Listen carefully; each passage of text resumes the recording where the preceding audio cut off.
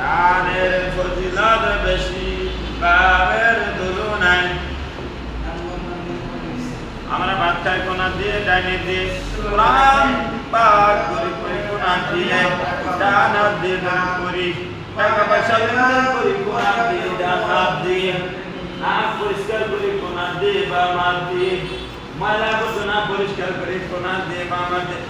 এখন আমি মুখে হাতে প্রশ্ন করব, আপনারা মুখে উত্তর দিবি। বাম ডান